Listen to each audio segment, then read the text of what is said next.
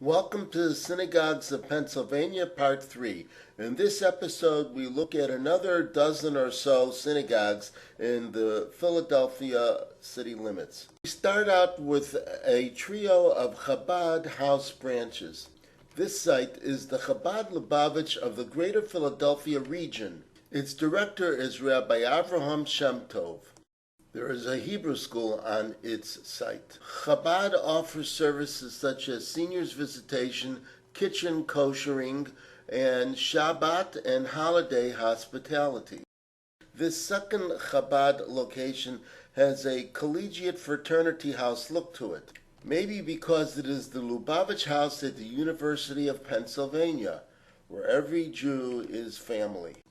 Rabbi Menachem Schmidt is founder and executive director, while Rabbi Ephraim Levin is director, and Rabbi Levi Haskelevich is campus rabbi. Our third Chabad location is allegedly here, on 9th Street. Rabbi Menachem Schmidt is identified as its director. This sign points to the parking lot for Mishkan Shalom, a reconstructionist synagogue. Its lead rabbi is Sean Zevitt, and its assistant rabbi is Yael Levy. The congregation was founded in 1988. Its building is located in a renovated mill in the Roxborough, Manayunk neighborhood of Philadelphia. The congregation has a very outspoken advocacy of Peace Now policy for Israel. In fact, the congregation started as a breakaway alternative in support of the rabbi who objected to Israel's policies during the First Intifada.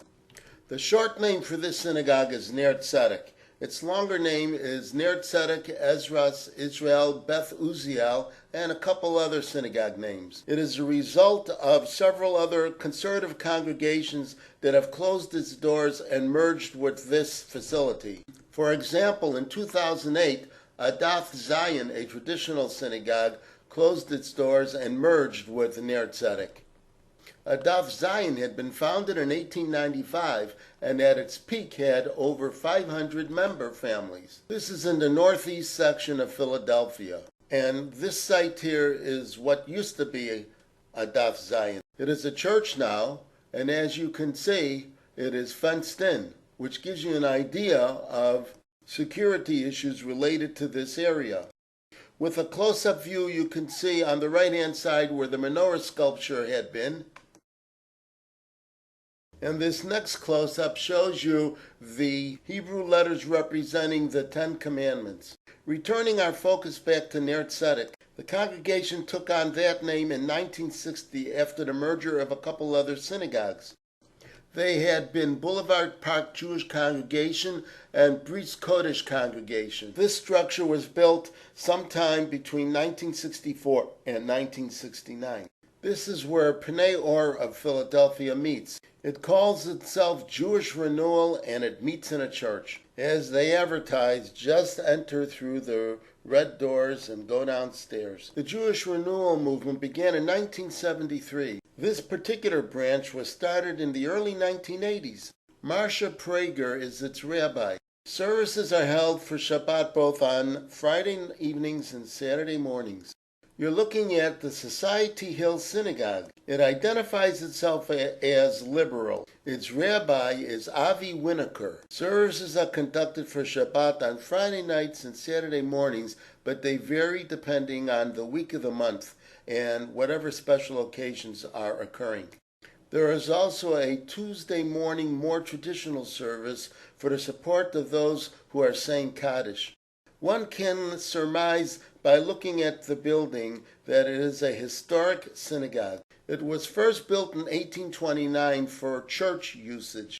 In 1910 it was sold to congregation Beth HaMedrash HaGadol Nusach Ashkenaz. It was originally named the Romanian American Congregation in 1916 and became known as the Great Romanian Shul. In fact, those Hebrew letters above the door are Yiddish for the Gresa Romanisha Shul. In 1967, the building is bought by a conservative congregation, and it is now called the Society Hill Synagogue.